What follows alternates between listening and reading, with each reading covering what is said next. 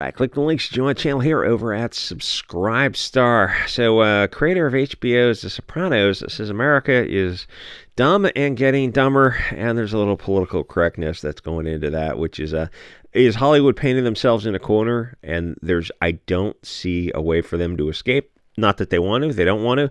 So that means what? You sit back and watch Hollywood kind of just lose market share, implode. Yeah, it doesn't happen all at once, but that's basically what's going to happen. Is it just gets smaller and smaller.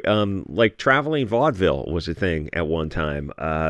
Stage plays were huge at one time, and then the films came out, and they were the silent film era, and then the talkies came out. You get the idea. It's like things change and evolve and progress, and the small screen has had a part in that.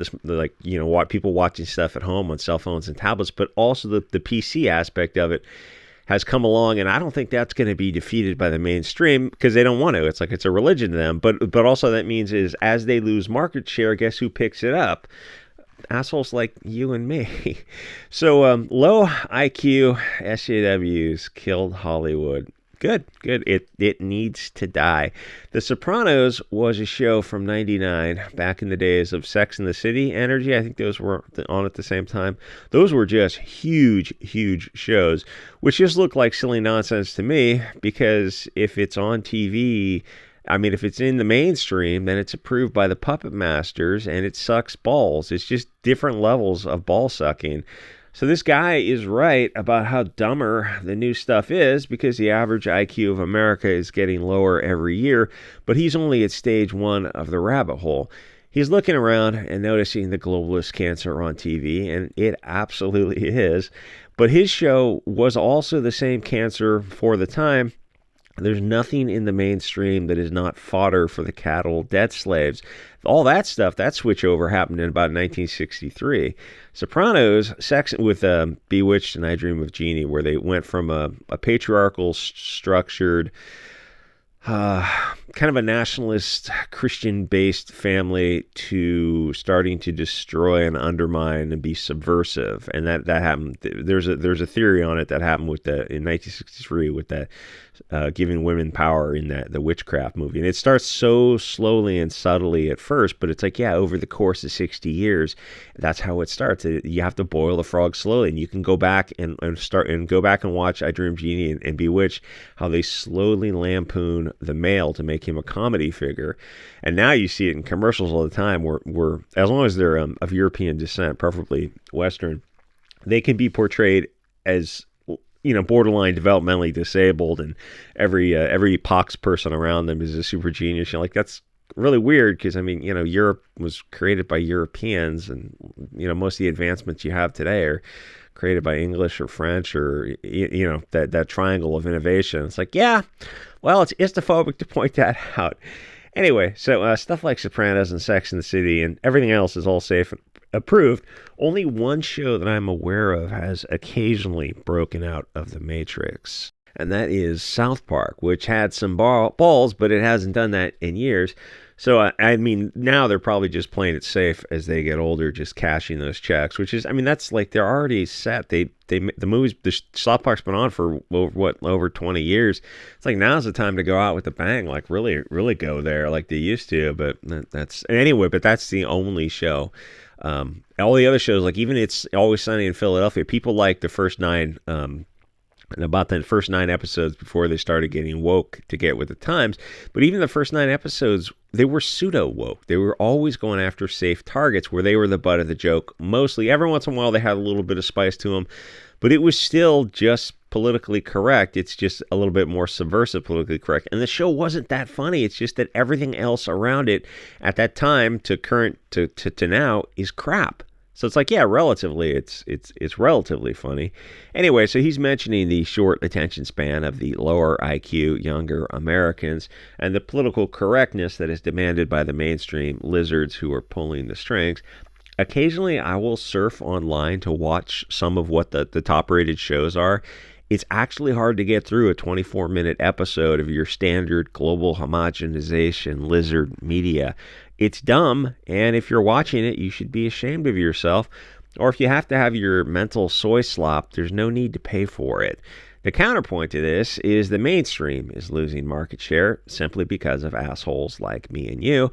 We make our own reptile-free media, and with all platforms, Odyssey, BitChute, Gab TV, we can try to drag people out of the matrix, kicking and screaming. And the only stuff I download now and watch are movies from the 30s to the 90s. Books as well. The older the books are, the funner they are.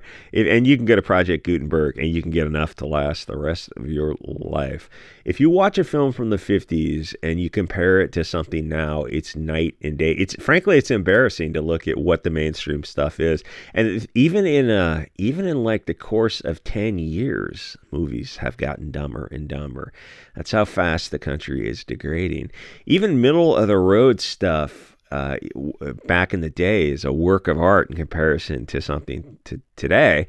But who's this guy? Gandolfini, I think, is fooling himself if he thinks that the 99 Soprano wasn't already on the slippery slope at least a little bit. But I will admit that the curve from 1999 to current year 24 is much steeper than from 74 to 99. So he's got a point there. The more distractions there are for people, the dumber they get. And I think it sort of started in the early 80s with a combination of video games and cable TV. There was a time in America when you had like 3 mainstream channels.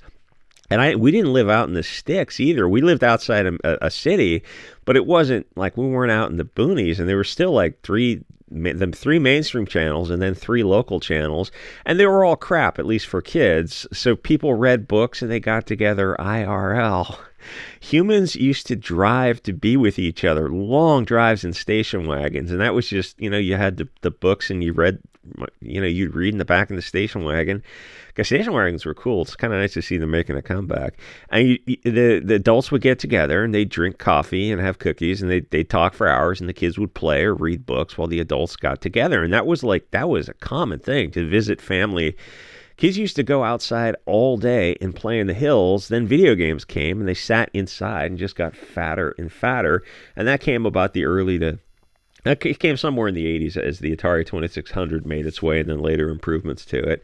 Now the tech is advanced so much that people are ready for the Kardashian effect. I mean, it really kind of... Paris Hilton, The Simple Life with that other girl, that kind of opened the door to it, and then the Kardashians came and turned it into a multi-billion-dollar industry. I mean, it wasn't the Kardashians pulling the strings. Was it Ryan Seacrest at E! Entertainment? I think that was a network that it's like they made something out of nothing. It's like the it girl from the 40s and 50s, but now with media and social media, they're able to turn it into something huge. I mean, you could go back and say it was Lifestyles of the Rich and Famous. I think the show was in the 80s, something like that. It's like, yeah, they took that and they just kind of made it. And the thing is, you look at the lifestyles of the rich and famous, the Kardashians, you're like, oh, yeah, it's outrageous amounts of wealth. But then you look at what happened to them and, it can be a rough life, especially if you're getting parts cut off to fit in. So that was kind of the point on the Weimar timeline for America to just admit it was time to Sudoku itself for real. Now the kids are fat and developmentally disabled, and the Chinese are assembling AKs blindfolded while doing calculus. Americans have been brainwashed into boys thinking they're girls and cross-dressing, using the wrong platforms, and living a life on Twitter where they argue about the bread and circuses, cattle distractions that were created to distract people that grow the tall grass theory. Hey, why does America have homeless tent cities, but trillions go to Africa and other foreign countries? Yikes, my guy. We can, do 2 things at once? Except we never do. The taxpayer money just continues to fund foreign countries, Israel, Ukraine, and the American homeless tent cities get larger every year to the point where if I see vans on the street, I know people are now living in them, and that's just accepted. But people online are arguing about movies and not about that fact, that no matter who's in office, the tax money always goes overseas. It literally doesn't even matter, Republican or Democrat. Every year, homeless tent cities grow while the borders are open. Instead of fixing America, they're just replacing them and making them homeless.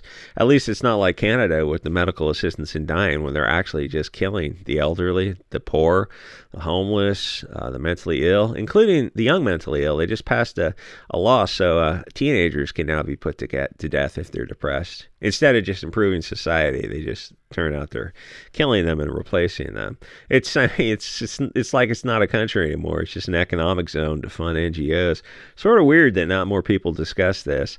So Idiocracy was made, I think, 20 years ago, and it wasn't too far off the mark, except that the demographics of future America, of course, won't look like that, but it will be a mess.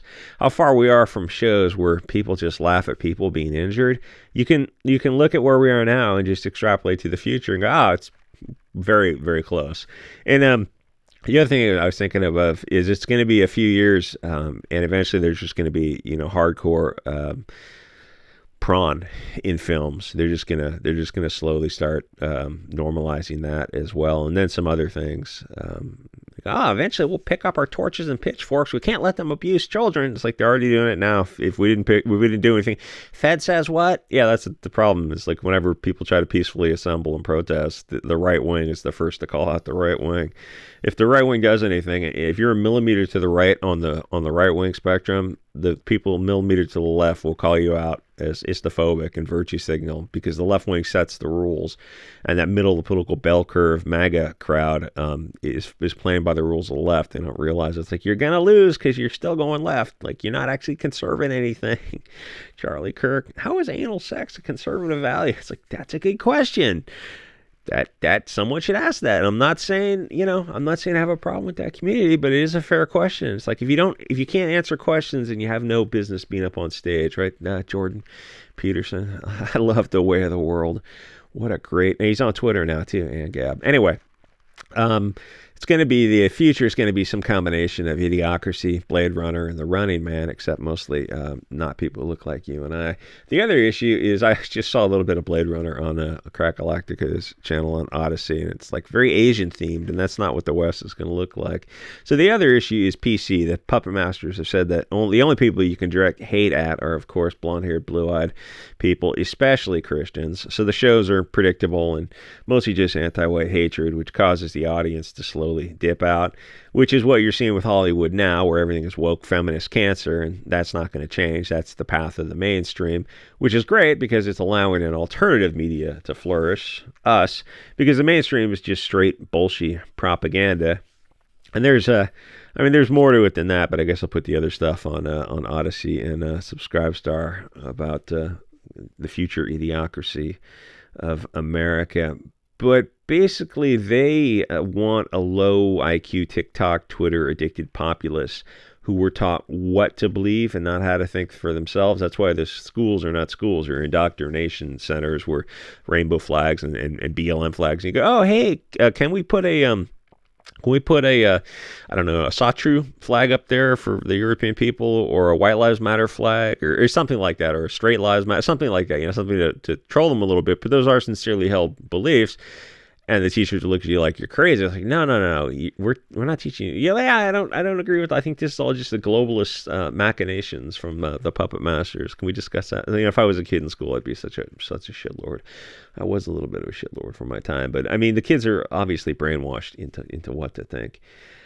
Anyway, that's about as much as I can say for YouTube. That might have already been too far. Thanks to everyone over at Subscribestar and Odyssey who signed up for memberships. Y'all the real heroes. And I will see you guys on the next episode.